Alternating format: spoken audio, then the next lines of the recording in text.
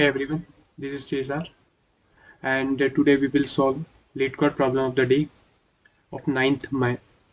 So it stands for cyclically rotating a grid, and you have been given an m cross n integer matrix where m and n are both even integers. Point to be noted, and integer k is also given. The matrix is composed of several layers, which is shown in this below image. So as you can see, the matrix is of several image layers like this. Okay.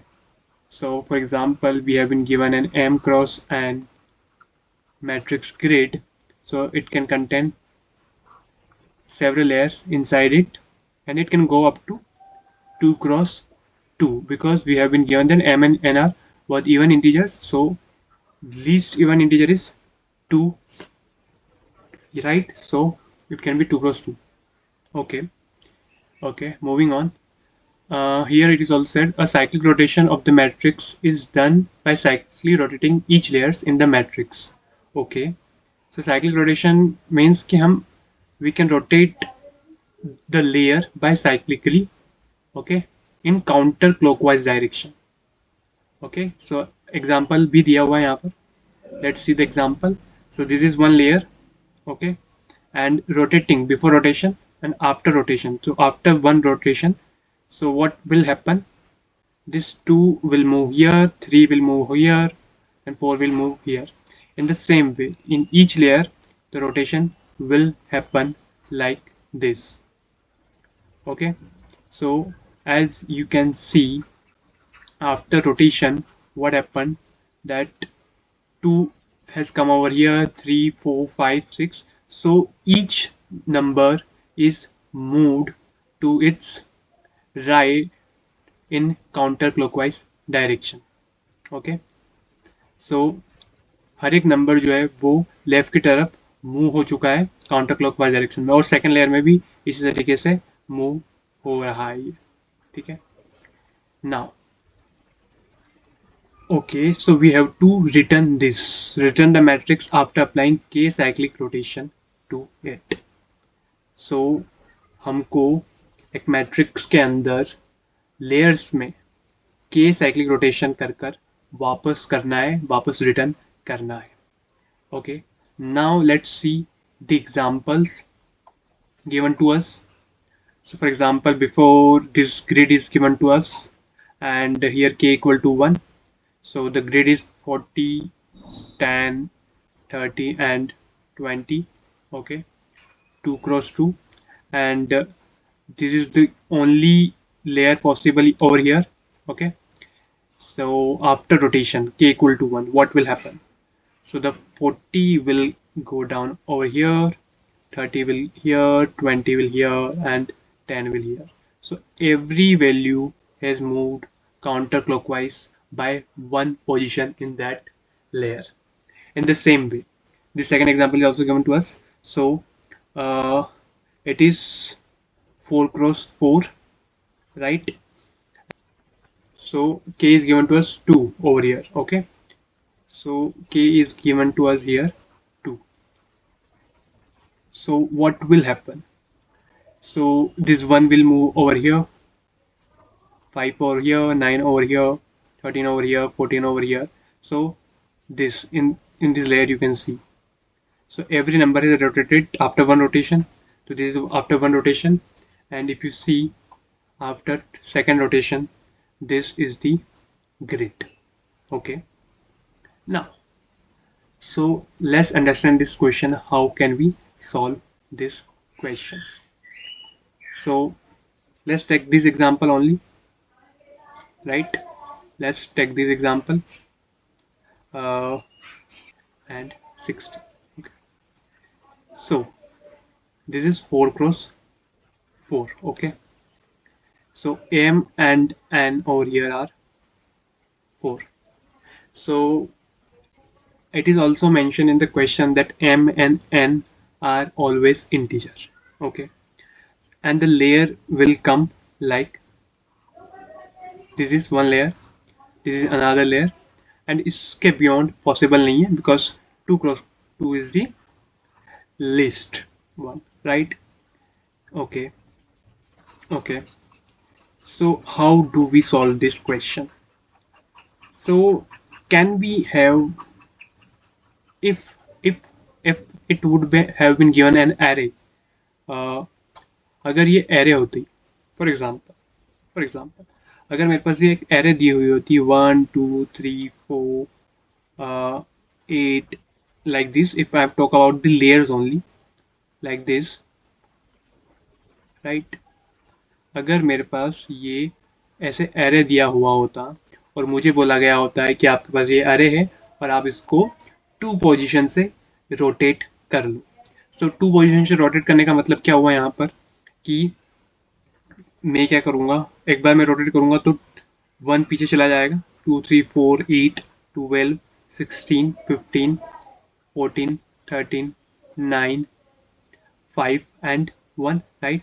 So this is one after rotation, after one rotation, and again 3 4 8 12 16 15 14 13 9 5 1, and this is after second rotation. This would have been my answer. अगर ये जो layer है, अगर ये layer मेरे पास एक array के form में होती तो मैं इसको ऐसे रोटेट कर सकता था, राइट? सो हमको भी यहाँ पर क्वेश्चन को ऐसे ही सॉल्व करना है। हमको ये लेयर निकालना है इसके अंदर से, and then we will rotate it by 2 position, right?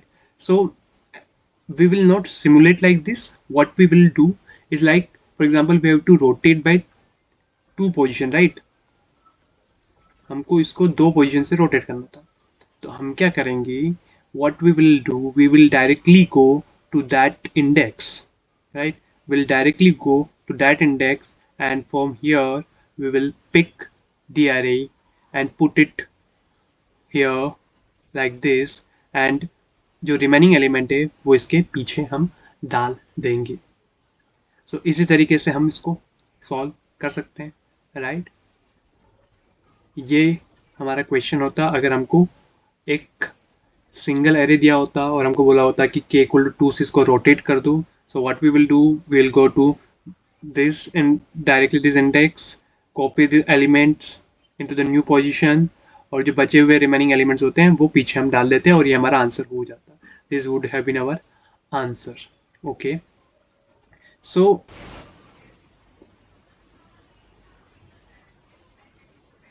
Okay, now the question comes कि हम उस लेयर को कैसे निकालें। सो आपको एक बात यहाँ पर नोट डाउन करनी होगी कि हमको m और n दिए हुए हैं और वो इवन है। सो हमको ये फाइंड आउट करना पड़ेगा कि कितनी layers, how many layers will come into grid.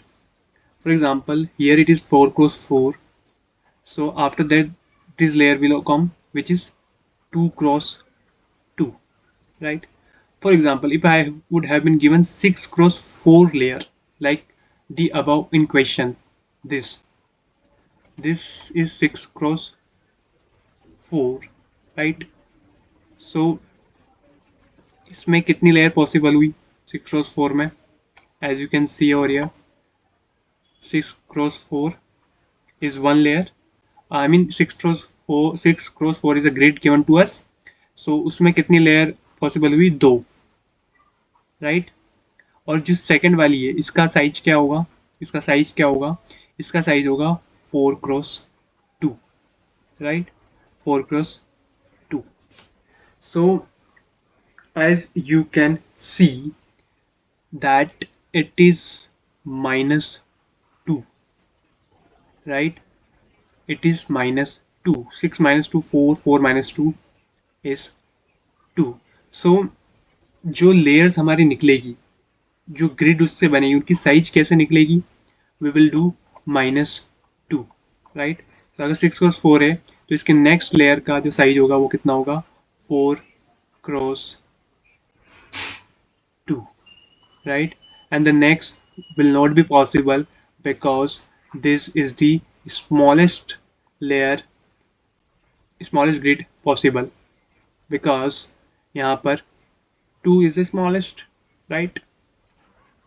0 size का कोई ग्रिड नहीं हो सकता हमारे पास। ओके, सो आपने क्या नोटिस किया यहाँ पर कि अगर मेरे पास m क्रॉस n दिया हुआ है, so my size would be what? My size would be, the next size would be m minus 2 into n minus 2 and so on up to 2 cross 2, right? Okay. So हमको यहाँ पर layers के number यहाँ से पता चल रहे हैं कि लेयर्स यहाँ पर कितनी हो सकती है, right?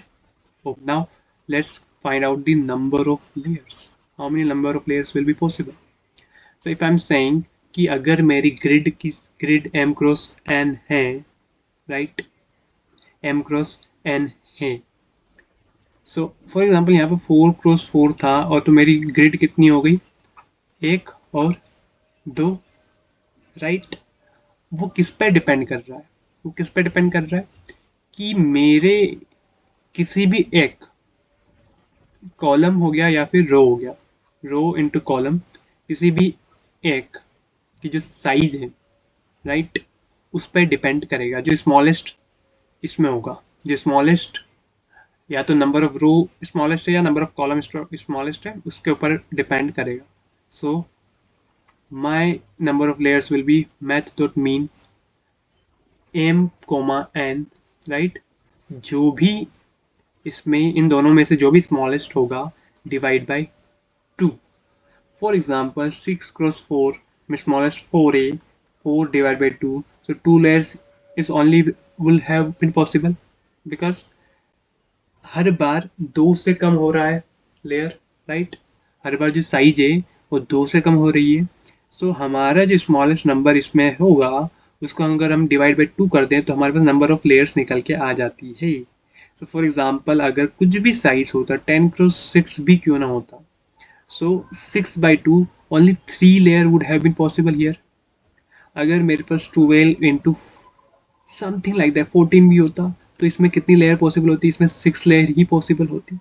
सो जो स्मॉलेस्ट नंबर है उस पर ही डिपेंड करेगा कि कितनी नंबर ऑफ लेयर्स होगी, क्योंकि वही तो हमारा डिसाइड करेगा, राइट? वही तो हमारी लेयर्स को डिसाइड करेगा। सो हमको यहाँ से क्लियर हो गया कि नंबर ऑफ लेयर्स कैसे निकलेगी। जो m क्रॉस n में जो मिनिमम मेरा नंबर होगा उसको अगर मैं डिवाइड बाई 2 कर देता हूँ तो मेरी नंबर ऑफ लेयर्स निकल के आ जाती है। ओके, नंबर ऑफ लेयर्स पता चल गए। अब मुझे किसी तरीके से लेयर्स के अंदर एलिमेंट्स को निकालना है और उसको फिर रोटेट करना है बाय की। How can I be do that? How can I do that? So what can I do over here is that I have to, पहले मैं इन एलिमेंट को प्रोसेस कर लूँगा, फिर मैं इन एलिमेंट को प्रोसेस कर लूँगा, फिर मैं इन एलिमेंट को प्रोसेस कर लूँगा और फिर मैं इन एलिमेंट को प्रोसेस कर लूँगा। सो यहाँ पर बाउंड्री एलिमेंट को मुझे प्रोसेस करना है।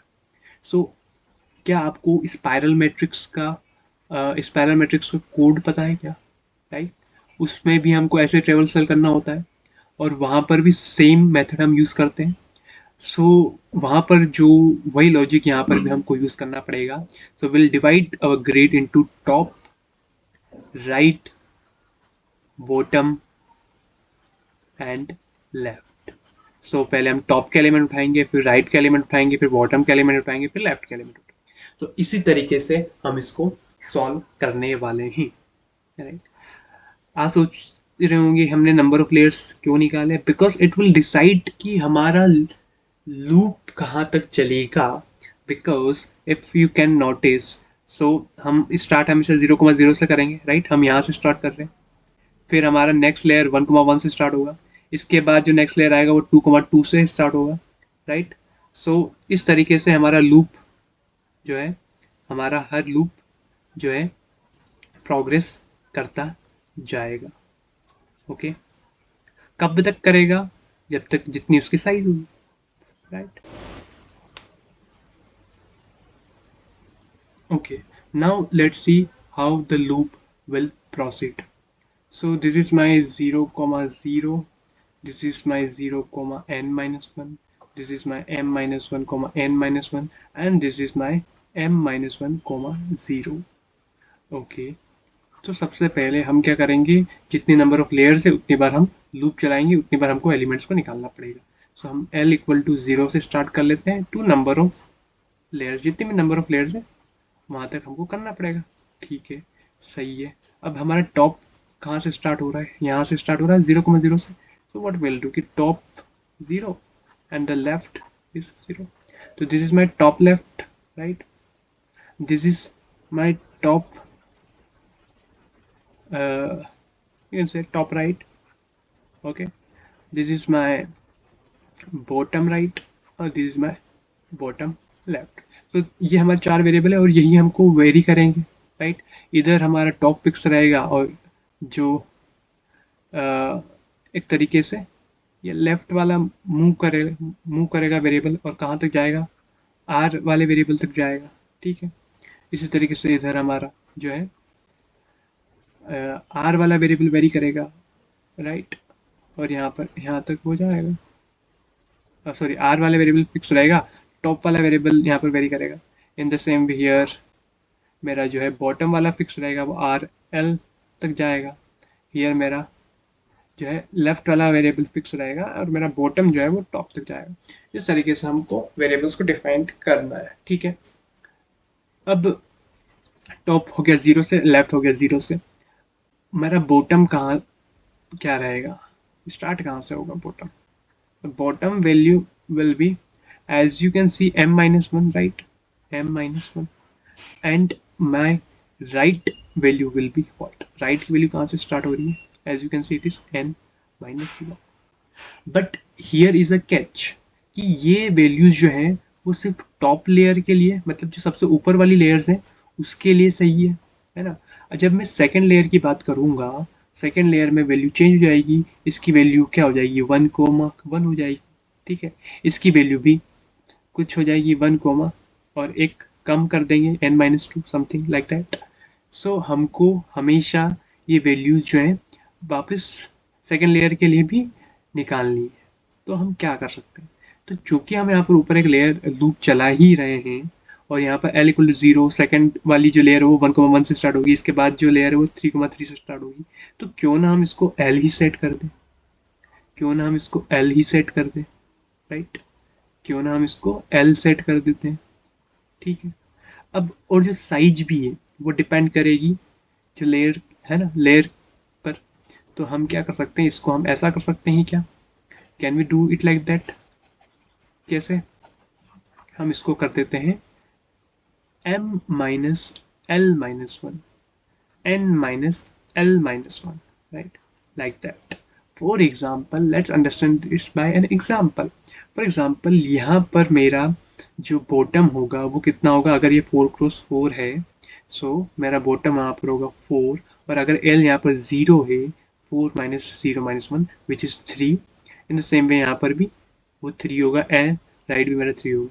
अब जब नेक्स्ट लेयर के बारे में बात करूंगा तब मेरी वैल्यू कहाँ से स्टार्ट होगी, नेक्स्ट लेयर में क्या हो जाएगा 4 - 1 - 1 which is 2, and same for the this as well। So here this is 2,2।